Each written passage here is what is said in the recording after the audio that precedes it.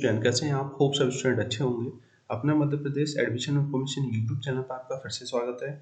आज के इस वीडियो में हम डिटेल में जानेंगे मध्य प्रदेश के अंदर जितनी भी जो टेक्निकल कोर्सेज हैं, जैसे कि बीटेक हुआ, फार्मेसी हुआ, या अगर मैं बात करूं MBA, integrated MBA, diploma, lateral entry के जितने भी एडमिशन है, तो बेसिकली जो टेक्निकल कोर्सेज हैं, जैसे कि बीटेक की अगर मैं बात करूँ, फार्मेसी की अगर मैं बात करूँ, लेटरल एंट्री या डिप्लोमा जो कोर्सेज हैं, तो इन सब की जो एडमिशन प्रोसेस होती है वो कैसे होती है, इन सब चीज़ों को आज हम डिटेल में जानने वाले हैं। तो ये वीडियो बहुत इन्फॉर्मेटिव है। अगर आप एडमिशन से रिलेटेड इन्फॉर्मेशन जानना चाह रहे हैं तो डेफिनेटली इस वीडियो को एंड तक जरूर देखिएगा, ये आपके बहुत काम आने वाला है। और अगर आपको कोई भी डिफिकल्टीज होती है तो आप मुझे कॉन्टैक्ट भी कर सकते हैं। तो जैसे कि सबसे पहले आप जो है इस यूट्यूब चैनल को सब्सक्राइब जरूर करें, क्योंकि इस पर मैं आपको एडमिशन के रिगार्डिंग बहुत सारी इन्फॉर्मेशन दे रहा हूँ, चाहे वह एमपीडीटी की काउंसलिंग के बारे में हो, एसटी एससी ओबीसी की स्कॉलरशिप के बारे में हो, स्पेशली मध्य प्रदेश के जो इंदौर शहर है उसमें जितने भी कॉलेज हैं, जितने भी मतलब आपके लो बजट के कॉलेज हैं, जैसे कि सीएस के लिए, फार्मेसी के लिए, डी फार्मा के लिए, तो वो सब चीज़ों की इन्फॉर्मेशन भी मैं आपको दे रहा हूँ। या पीसीआई अप्रूवल के बारे में हो तो आप प्ले लिस्ट में जाके भी ये सब चीज़ें देख सकते हैं। तो सबसे पहले मैं अपने बारे में आपको बता देना चाह रहा हूँ, जैसे कि मेरा नाम अतुल धाकड़ है। मैं खुद असिस्टेंट प्रोफेसर हूँ, पीएचडी परस्यूइंग कर रहा हूँ। एमटेक मैंने ऑनर्स के साथ कर रखा है, बीटेक कर रखा है, साथ ही साथ 10 साल का टीचिंग एक्सपीरियंस है अलग अलग इंदौर के कॉलेजों में। तो मेरा अपना टीचिंग एक्सपीरियंस शायद आपके कुछ काम आ जाए। बेसिकली जितने भी कॉलेज हैं उनकी इंटरनल जो भी जानकारी है वो भी मैं जानता हूँ। बेसिकली तो 4-5 कॉलेजों में पढ़ा चुका हूँ इंदौर में। तो डेफिनेटली जो है, अगर आपको किसी कॉलेज की डिटेल चाहिए तो आप मुझे कांटेक्ट कर सकते हैं, कैसा कॉलेज है, उसका प्लेसमेंट कैसा है, या उनकी फैकल्टीज़ के नंबर आपको चाहिए तो डेफिनेटली आप जो है मुझे कॉल कीजिए, मैं आपको प्रोवाइड करा दूंगा। हमारे सभी जो है कलीग्स वगैरह ही होते हैं बेसिकली। और अगर आप जो है ये जो इन्फॉर्मेशन मैं आपको प्रोवाइड कर रहा हूँ, इससे आपको एक हेल्प मिलती है कॉलेज के सिलेक्शन में, साथ ही साथ कोर्स के सिलेक्शन में, और भी बहुत सारी चीज़ों के सिलेक्शन में। तो जो है इसलिए मैं आपको ये सब चीज़ें प्रोवाइड कराता रहता हूँ। तो बात करते हैं आप जो एमपीडीटी की काउंसलिंग होती है उसके बारे में पूरा। तो जनरली मध्य प्रदेश के अंदर जितनी भी टेक्निकल कोर्सेज हैं उन सब की जो काउंसलिंग होती है वो एमपीडीटी की वेबसाइट के द्वारा ही होती है। जब आप गूगल पर जाकर एमपीडीटी डालेंगे तो आपको जो है उसकी पूरी वेबसाइट देखने को मिल जाएगी। इस पर भी मैंने आपको एक वीडियो बना रखा है, तो आप प्लेलिस्ट में जाकर देख सकते हैं उसकी पूरी प्रोसीजर के बारे में, है ना। तो जैसे कि बात करें कि जब आप टेक्निकल कोर्सेज की जो काउंसलिंग स्टार्ट होगी वो इस वेबसाइट से होगी। और जनरली ये जो वेबसाइट है इसकी डेट जो है अब 2021 में अगर मैं बात करूँ तो शायद 15 अगस्त या 20 अगस्त के बाद जैसे भी आ जाए तो उसकी वेबसाइट पे आपको देखने को मिल जाएगी। और आपको जो है हर जगह हर कॉलेज वाले भी कॉल लगा के ये चीज़ें बता देते हैं बेसिकली। तो जैसे ही उस पर जाओगे तो उस पर लिंक खुलती है और उसकी स्टार्टिंग डेट रहती है और एंड डेट रहती है ना। तो इसमें जो प्रोसीजर होती है बेसिकली, अगर मैं बात करूँ स्पेशली इंजीनियरिंग कोर्स के लिए, जैसे कि बीटेक या बीई की अगर मैं बात करूँ, तो उसके लिए जो कोर्सेज की जो पूरी प्रोसीजर होगी उसमें first round counselling, then second round counselling, then third round counselling. जो थर्ड राउंड काउंसलिंग होती है वो होती है आपकी सीएलसी, कॉलेज लेवल काउंसलिंग। तो जो फर्स्ट राउंड काउंसलिंग होगी जनरली जितने भी अच्छे कॉलेज हैं, जितने भी गवर्नमेंट कॉलेज हैं, उनमें जो काउंसलिंग होगी वो जेई के बेस पे होगी बेसिकली। आपका जेई में जितना अच्छा स्कोर होगा उसके बेस पे जो है आपको एडमिशन दिया जाएगा। सेकंड में भी यही प्रोसीजर होगी, है ना। और प्राइवेट में जो है वो जेई के बेस पे नहीं होती है बेसिकली, वो आपके 12th के परसेंटेज बेस पे रहती है। कम परसेंटेज भी है तो भी आपका हो जाएगा। और जो सीएलसी राउंड होता है उसमें ऐसा होता है कि मे बी आपका कुछ परसेंटेज कम है जेई में, या फिर जो है आपका 12th में अच्छा परसेंटेज है, या वो 12th में जितने भी मेरिट वाले स्टूडेंट्स हैं उनको भी ले लेते हैं एडमिशन में। तो इस टाइप से पूरी प्रोसीजर होती है ना। अगर आपका परसेंटेज कम है, अगर आपका परसेंटेज जैसे कि अगर 12th में अगर आपका 75 से कम है या 85 से कम है, बेसिकली 80 से कम है, तो डेफिनेटली जो है आपको गवर्नमेंट कॉलेज नहीं मिलेगा, क्योंकि गवर्नमेंट कॉलेज सिलेक्टेड है, उनमें जो सीट है वो भी सिलेक्टेड है। और अभी जो 2021 का जो परसेंटेज गया है बच्चों का वो 90 के अबव ही गया है ना। तो इसलिए अगर आपका जैसे 80 के नीचे है, 75 के नीचे है, तो डेफिनेटली जो है आप ना तो बीटेक के लिए आप गवर्नमेंट कॉलेज में जाइए और ना ही फार्मेसी में। ये मैं आपको लिख के दे देता हूँ, मेरा जो एक्सपीरियंस है उसके अकॉर्डिंग मैं आपको ये चीज़ें बता रहा हूँ, है ना। तो आप जो है फिर प्राइवेट कॉलेज ही चूज कीजिए।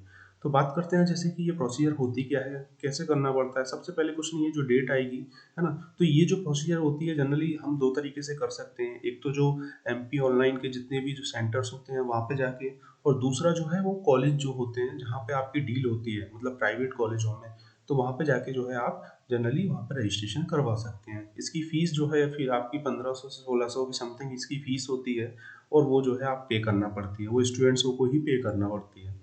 तो अब मैं आपको यही रिक्वेस्ट करूँगा कि आप घर पे मत कीजिए ये सब चीज़ें, क्योंकि डॉक्यूमेंट्स अपलोड करना होते हैं इसमें, देन उसके बाद डिटेल फिल करना होती है बहुत सारी, ठीक है ना?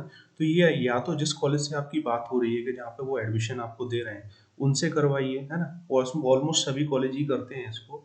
तो उससे ये होता है कि जब वो चॉइस फिलिंग करते हैं तो वो अपने कॉलेज का ही नाम डालते हैं, जिससे कि उन्हीं की सीट लॉक होती है बेसिकली। और गवर्नमेंट कॉलेज के लिए जो है आप एमपी जो एमपी ऑनलाइन के जो भी साइबर कैफ़े हैं वहाँ से जाके आप जो है करवा सकते हैं, अच्छे साइबर कैफ़े से जिसको नॉलेज हो पूरी इसके बारे में। क्योंकि एक भी चीज़ अगर आप गलत भर देंगे तो वो आपको प्रॉब्लम क्रिएट हो जाएगी। जैसे कि अब अगर आपने जो आपकी कास्ट है उसमें जनरल की जगह ओबीसी डाल दी, ओबीसी की जगह जनरल डाल दी, तो वो थोड़ी-सी प्रॉब्लम क्रिएट हो जाती है बेसिकली। तो इन चीज़ों का आप ध्यान रखिए। और डेफ़िनेटली जो है जो प्राइवेट कॉलेज है उनमें जो फ़ीस है, मे बी कुछ कॉलेज जो है वो आपको कम ज़्यादा फ़ीस कर सकते हैं, तो उनसे डील करके जो है उन्हीं को जो है रजिस्ट्रेशन के लिए आप बोल दीजिए। ऑब्वियसली जो है वो खुद ही रजिस्ट्रेशन करते हैं और इसका चार्ज जो है वो आपसे ले लेते हैं, जो भी है 1500 1600 जो भी चार्जेस है। तो बात करते हैं जो प्रोसीजर है वो कैसे होती है। सबसे पहले कुछ नहीं होता जी, अब मैंने यहाँ पे लिख रखा है एमपीडीटी की जो वेबसाइट है, उस पे एक रजिस्ट्रेशन होता है बेसिकली, है ना? एक उसमें आपका जैसे कि मे बी नाम पूछेगा, आपको पासवर्ड आईडी इस टाइप से। देन उसके बाद जो है आपको वहाँ पे एक लॉगिन आईडी और पासवर्ड बन जाएगा और उससे जो है आप लॉगिन करेंगे। जैसे ही आप लॉगिन करोगे तो जो भी उसकी वेबसाइट होगी, उस वेबसाइट पे जिस भी कोर्स में आप एडमिशन ले रहे हो, उसके अकॉर्डिंग जो है आप उसको फ़िल करके जो है उसमें आप पूरा फॉर्म वगैरह फ़िल कर दोगे, चॉइस फिलिंग कर दोगे, जिससे कि आपका पूरा एक फॉर्म जनरेट हो जाएगा। तो जैसे ही आपका चॉइस फिलिंग करके आपका पूरा जो फॉर्म है वो कंप्लीट हो जाएगा, तो उस फॉर्म का जो है आपको एक प्रिंट भी मिल जाएगा और उसमें आपका अमाउंट भी लिखा होगा कि जो अमाउंट है आपका 1500-1600 कटा है, वो सब चीज़ें डिटेल आ जाएँगी। देन उसके बाद जब आपका फॉर्म ये पूरा फिल हो जाएगा, आपका चॉइस फिलिंग हो जाएगा, है ना? तो देन उसके बाद आपका जो रिज़ल्ट है उसकी प्रोसीजर कैसे होती है, उस चीज़ को हम समझ लेते हैं। तो उसके बाद क्या होगा देखिए यहाँ पे, उसके बाद जो है अगर मैं बात करूँ नेक्स्ट, जब आपका पूरा सब चीज़ें कंप्लीट हो जाएँगी, तो देन उसके बाद फर्स्ट जो थिंग्स होगी वो होगी आपकी release of common merit list. तो जो डीईटी है वो एक तरीके से मेरिट लिस्ट जो है वो आपको प्रोवाइड कराएगी। तो जैसे कि सबसे पहले प्रेफ़रेंस जो होगी वो जेईई वालों को होगी, है ना? उसके बाद जो है जैसे कि 12th के परसेंटेज, देन उसके बाद फिर आपका जो भी आपका कास्ट का जो क्राइटेरिया लग रहा है उसके अकॉर्डिंग, तो उनके अकॉर्डिंग जो है पूरी लिस्ट आती है, जिसमें जेईई की फर्स्ट प्रेफरेंस होती है, जो जिसमें जिसके ज़्यादा मार्क्स हैं उसके अकॉर्डिंग उसको सीट मिलती है बेसिकली। तो इस टाइप से जो है बेसिकली ये पूरी मेरिट बनती है। तो जनरली मैंने आपको बताया कि गवर्नमेंट कॉलेज में इस टाइप से रहेगा, लेकिन प्राइवेट कॉलेज की अगर मैं बात लेकिन प्राइवेट कॉलेज की अगर मैं बात करूँ तो परसेंटेज बेस पे बेसिकली होता है, 12th के परसेंटेज बेस पे, है ना? देन उसके बाद क्या होगा, आपको ये सब होने के बाद जैसे ही आपका कॉलेज का सिलेक्शन हो जाएगा कि ये कॉलेज आपको मिल गया है, तो एक आपको जो है सीट अलॉटमेंट लेटर आपको आता है ना? तो वो सीट अलॉटमेंट लेटर जो है वो आपको मिल जाता है कि आपको इस टाइप से ये कॉलेज मिल गया है और इसमें ये ब्रांच आपको मिल गई है। देन उसके बाद अगर आपको ऐसा लगता है कि आपको कुछ अपग्रेडेशन करना है या आपको जो आपकी ब्रांच है उसमें अपग्रेडेशन करना है, तो आप जो है उसमें चेंज भी कर सकते हैं, है ना?